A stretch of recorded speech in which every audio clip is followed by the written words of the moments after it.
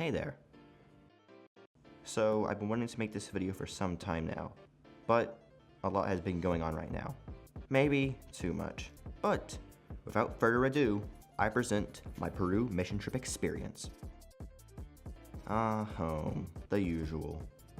Playing video games, school, just life in general.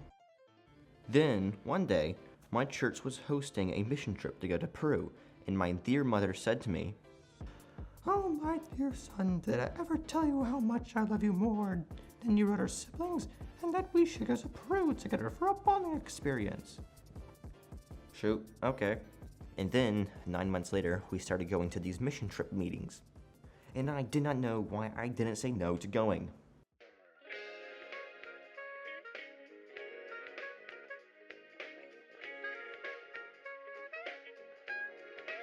Sir, aren't you going to hear what she's saying? Nah, it's probably not that important. Much time had passed since then, and I did nothing to stop me and my mom going to Peru. To make matters worse, my mom had started to purchase supplies to go on the trip. I wanted to tell her that I did not want to go on this Peru mission trip, but she seemed so happy at the time, so I just said nothing. And so, on June 13th, on a Friday, yes, Friday the 13th, we drove over to the church and soon to the airport, where we would fly off to Peru. And at that split moment, I realized, wait, I'm going to Peru! So why are we at an airport? Sir, because you said yes to going on a mission trip. Wait, what? Why didn't anyone tell me about this? Oh, that makes sense. But by then, it was too late, and by the time— Wait a minute! Who's going on the trip with you? Where are you going? Come on, man, we need to know the details. Well, I'm glad you asked. Step right this way and I'll show you. What the? For the leader of our mission trip, there was Matt. And for the rest of those in the group, there was Malachi, Nehi, Zach, and Maggie, who were dating.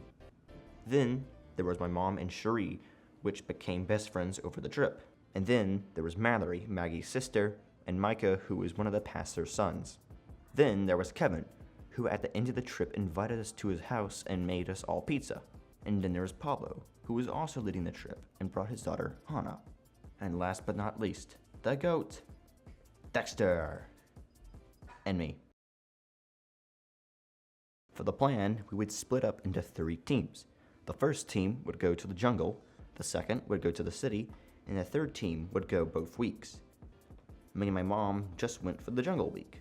It would start with us flying down to Trujillo in Peru, then across the mountains to an offshoot of the Amazon River, then up the river to a village in the jungle, and there we would build a church, literally, to where the city team would wash and clean an orphanage in the city. We had 1 week to do these tasks, and then it was straight back to the good old US of A. By the time I was taking off, I was reconsidering my choices for coming along this trip. Why am I here? But my mom interrupted my thought. She got my attention and told me to look back, and there was Malachi, mouth wide open, snoring away. Then, she took out her phone and took a picture of him while he was sleeping. Here is a photo of him. Soon after, we landed in Bogota, Colombia as our first stop. But then, something happened. It turned out that my mom had brought along a big phone battery and nail filing scissors, which were too big and too sharp, and so they were confiscated. But I'm just really annoyed because any of the security guards could just be like, "I want that, and you have to give it to them, otherwise you cannot enter the country." After that, we were waiting around the lounge, but I was still freaking out, but not as much as I did during the beginning of the trip. Soon after, we waited so long to get back in the air and fly down to Peru from Colombia. And by the time we touched Peruvian soil, I was just fatigued. But we finally met up with Pablo and his daughter Hannah, and took an Uber to an American safe house and spent the night there to rest up until the morning. Early the next morning, we took an Uber back down to the airport and flew to Trujillo, where we met up with the Peru team and Dexter. Soon enough, we loaded all of our stuff into one of the Peruvians' vans and set out to the village, over the mountains. And another thing about Peru is that their mountain roads aren't the best. And let's just say, we got to pull over. Now, I threw up. Right after we reached a port town along an offshoot of the Amazon River and got into a riverboat. Finally, nothing was gonna stop us. It started raining. I blame this on you. Luckily, a village along the river offered to let us stay there, and as rain pattered down on the roof, which me and my mom were staying in, she told me, "This is the worst conditions I've been in since officer training school." But I just thought to myself, this is not half bad. As soon as the sun rose, we hurried down the river, and here we were, the village where we were helping to build the church.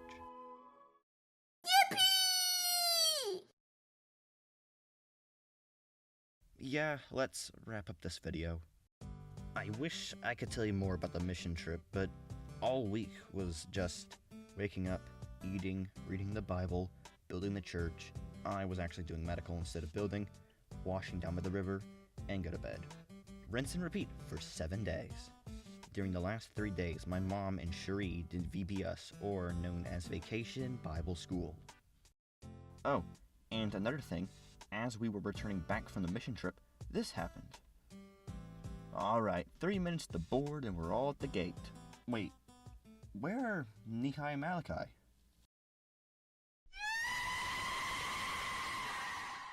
My mom started praying for them to come back, and they did, slowly, walking back with coffee. And after that, we came back up to the United States. And so, that is a story of how I survived Peru. I know that I've talked more about getting to Peru than being there, and this video is wrapping up, but there is one last thing I want to talk about. The moral, or the takeaway from this video, and I know what it is. I think it is that we should give to others, or more specifically, the most valuable thing we have is time, and in the end, we are all running out of it. But more importantly, it's how we use the time that we have that matters. I'm not saying you should give up your time to go on a mission trip, but what I'm saying is that you can give up your time to help somebody in your community or a family member. And that is the end of this animation. It is already 8,000 frames long. That is my longest animation yet. And I am slowly starting to go crazy from this. So, as always, lots been going on. Goodbye, Internet. Signing off.